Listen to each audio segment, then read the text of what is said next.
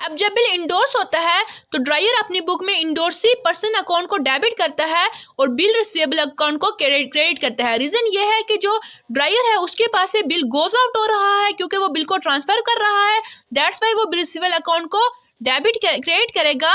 और जो हमारे पास इंडोर्सी पर्सन अकाउंट है वो बिल को रिसीव कर रहा होता है, तो दैट्स वाई ये एक पर्सन अकाउंट है, बिल को रिसीव करता है, तो दैट्स वाई हम इसको क्या करेंगे, डेबिट करेंगे।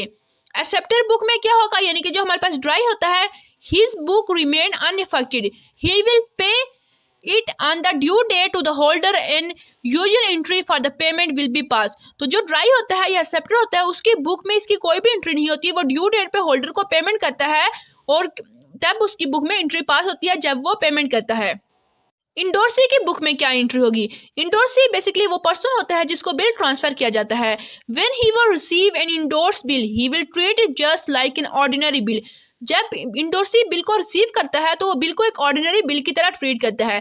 तो यहाँ पे देखिए इसकी बुक में फिर एंट्री क्या होगी, bill receivable account to transferor person account, यानी कि जो इंडोर्सी है वो बिल को रिसीव कर रहा है क्योंकि जो हमारे पास ड्रायर होता है वो इंडोर्सी को बिल ट्रांसफर करता है।